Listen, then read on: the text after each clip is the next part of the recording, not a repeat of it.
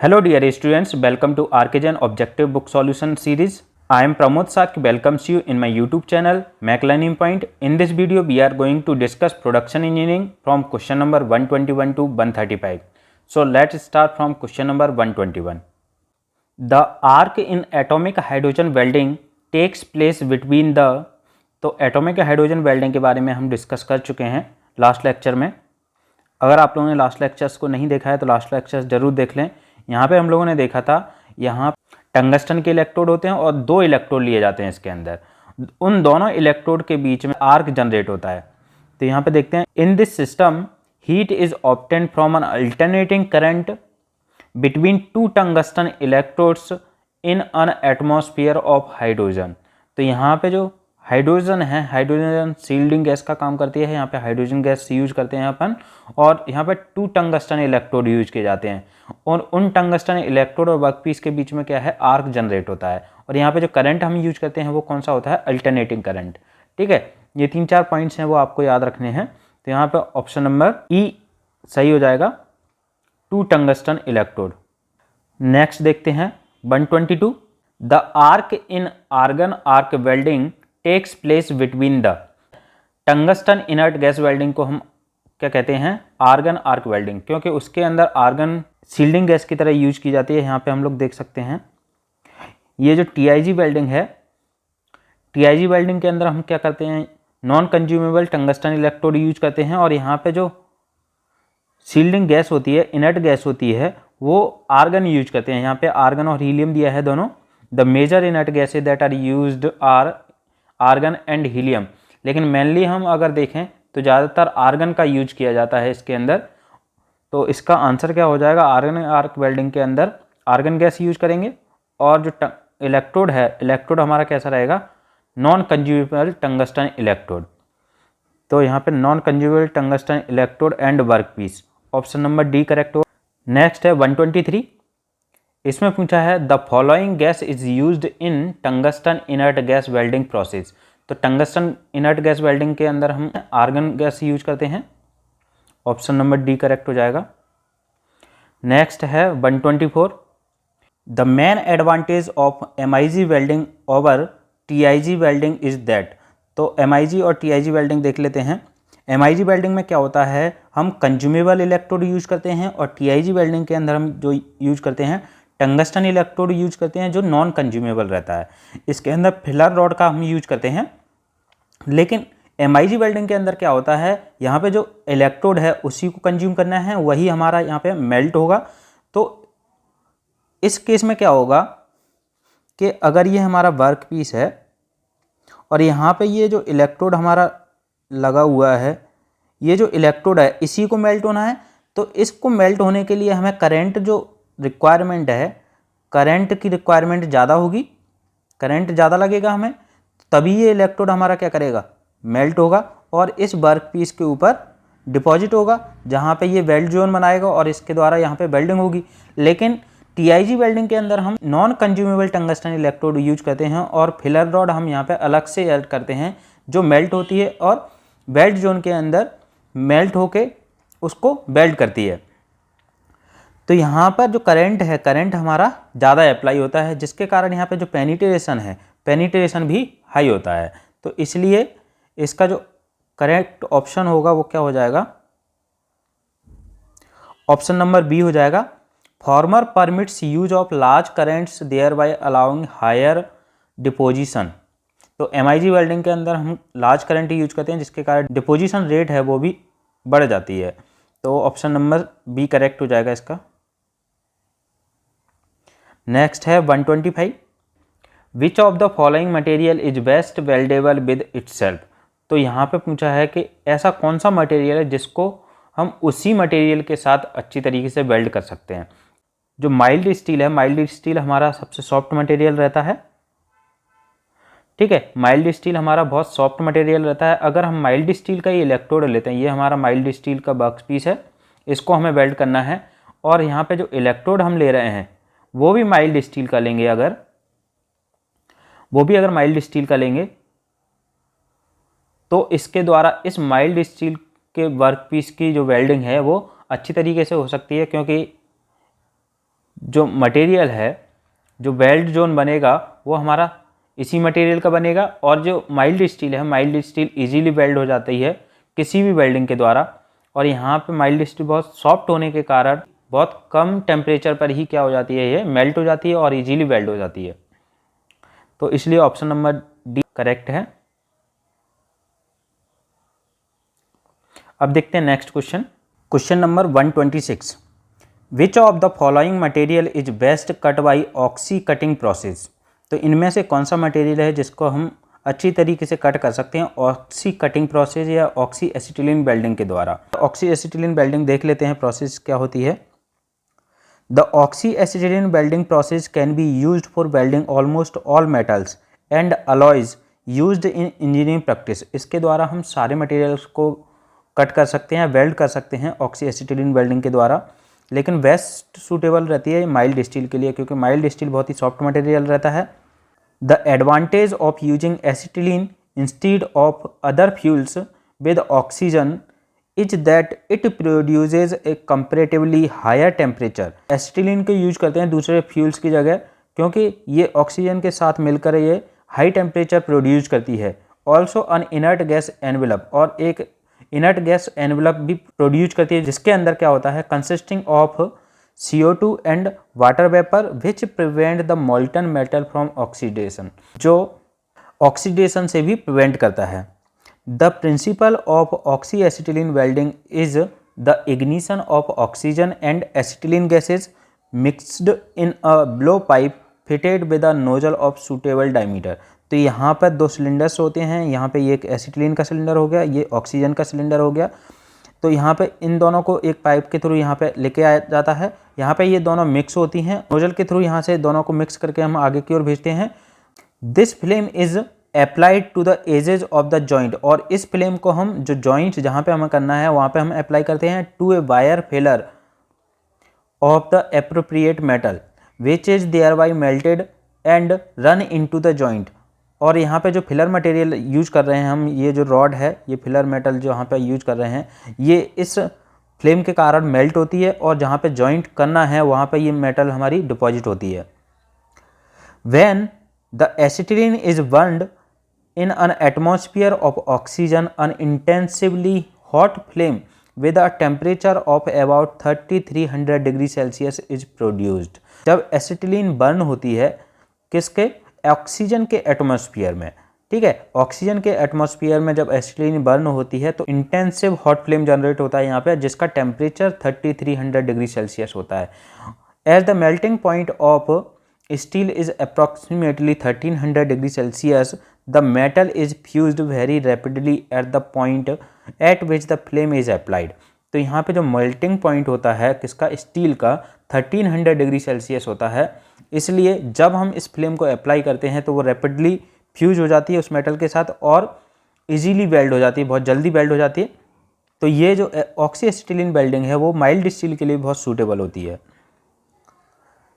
इस दो प्रकार के सिस्टम होते हैं, एक होता है हाई प्रेशर सिस्टम, एक होता है low pressure system. High pressure system में हम क्या करते हैं, in this method both oxygen and acetylene are derived for use from high pressure cylinder.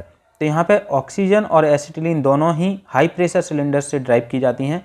लेकिन लो प्रेशर सिस्टम में अगर बात करते हैं तो लो प्रेशर सिस्टम में क्या होता है, in this system oxygen is taken as usual from a high pressure cylinder. तो यहाँ पे ऑक्सीजन को तो हम हाई प्रेशर सिलेंडर से लेते हैं, लेकिन जो एसिटिलीन है उसको जनरेट किया जाता है by action of water on carbide. Calcium carbide लेते हैं यूजुअली, तो कैल्शियम कार्बाइड से यहाँ पे एसिटिलीन को जनरेट किया जाता है इन अ लो प्रेशर एसिटिलीन सिलेंडर। किसके अंदर, लो प्रेशर एसिटिलीन सिलेंडर के अंदर। तो इसीलिए हम इसको क्या कहते हैं, लो pressure system. The use of an oxyacetylene flame is the most widely employed method of welding iron, steel, aluminum, cast iron and copper. Other equipment required being considerably cheaper and similar than that needed for the electric welding। तो यहाँ पे जो other equipments, अगर हम equipments की बात करते हैं तो वो क्या होते हैं, चीप होते हैं। अगर हम इलेक्ट्रिक वेल्डिंग की कंपैरिजन में देखते हैं तो for a certain class of mass production, अगर हमें मास प्रोडक्शन की आवश्यकता है तो उस समय इलेक्ट्रिक वेल्डिंग ही ज़्यादा प्रिफरेबल होती है। तो इसका आंसर हो जाएगा ऑप्शन नंबर ई, क्योंकि माइल्ड स्टील को हम ऑक्सी एसिटिलीन कटिंग के द्वारा इजीली कट कर सकते हैं, क्योंकि माइल्ड स्टील बहुत ही सॉफ्ट मटेरियल रहता है। नेक्स्ट है 127, oxy acetylene flame cut metal by it's. तो यहाँ पे जो ऑक्सी एसिटिलीन फ्लेम है वो किसके द्वारा कट करता है? इंटेंसिव हीट जनरेट हो रही है, वो किसके कारण हो रही है? इंटेंसिव ऑक्सीडेशन के कारण। तो इसके कारण हम इजीली कट कर सकते हैं, तो ऑप्शन नंबर ई करेक्ट है इसका।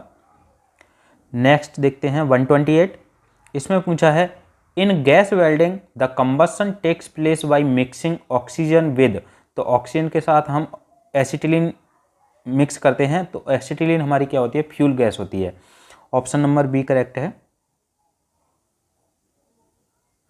नेक्स्ट है 129, in inert gas arc welding following is used for welding stainless steel, copper और कास्ट आयरन। तो यहाँ पर स्टेनलेस स्टील, कॉपर और कास्ट आयरन तीनों एक साथ दिए हुए हैं, तो इनके लिए हम TIG वेल्डिंग यूज करते हैं मेनली। स्टेनलेस स्टील के केस में the best method for welding stainless steel is TIG welding. तो TIG वेल्डिंग के अंदर हम नॉन कंज्यूमेबल इलेक्ट्रोड यूज करते हैं, तो ये हम लोग कई बार डिस्कस कर चुके हैं। विद और विदाउट फिलर मेटल, इसके अंदर फिलर मेटल यूज भी कर सकते हैं और नहीं भी कर सकते हैं। इसके अंदर जो मेन पॉइंट्स है वो हमारा क्या है? ये स्टेट पोलैरिटी इज यूज्ड। तो यहाँ पे टंगस्टन इनर्ट गैस वेल्डिंग के अंदर हम स्टेट पोलैरिटी यूज करते हैं, और MIG वेल्डिंग है उसके अंदर हम रिवर्स पोलैरिटी यूज करते हैं, ठीक है।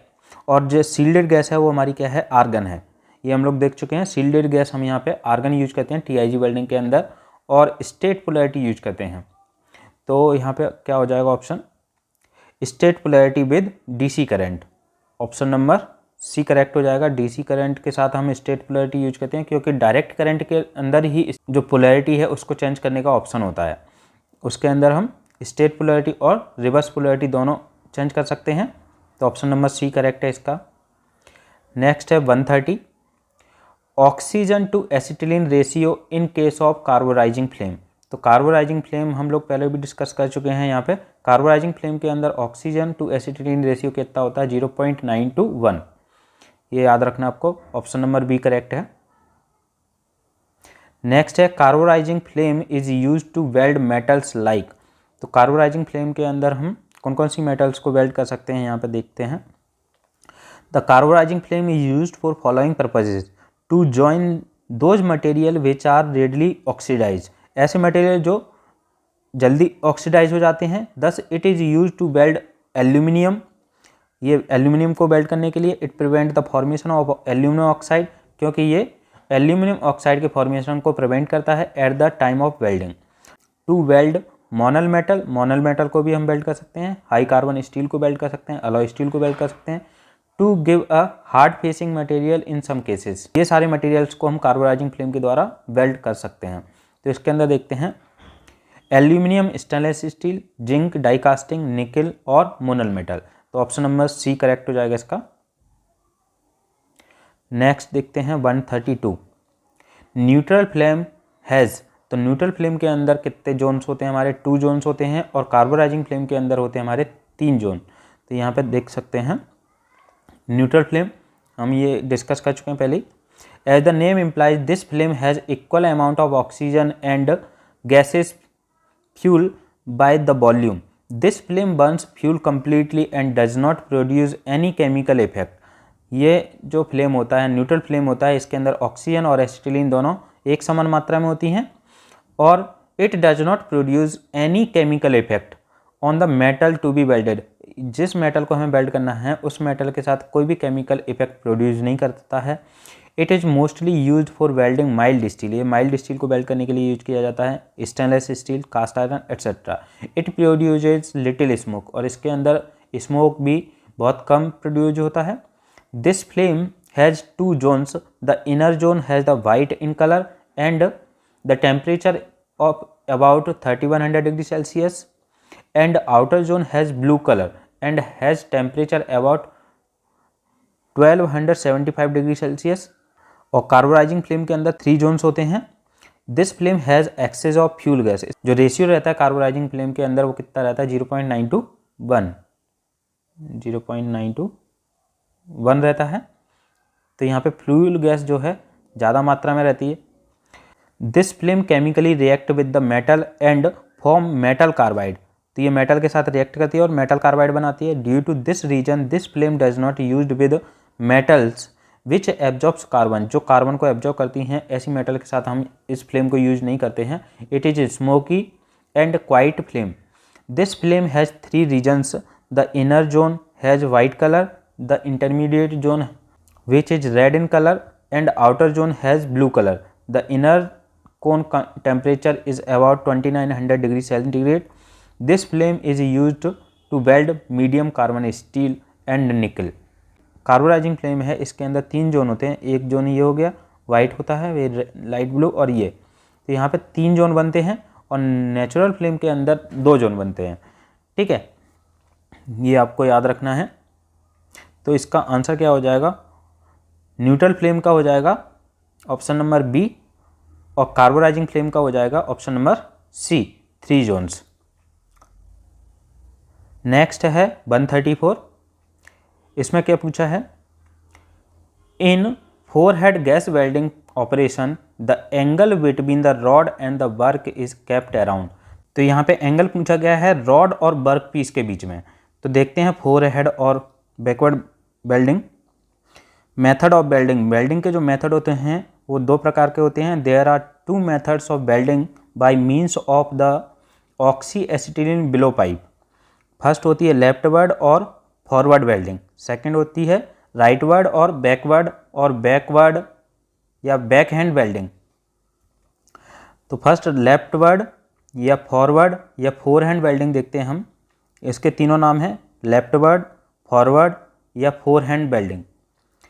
इन leftward welding after suitable preparation of the joint the weld is commenced at the right hand side। जो वेल्ड है वो हम राइट हैंड साइड में करते हैं, इसलिए इसको राइट हैंड वेल्डिंग बोलते हैं।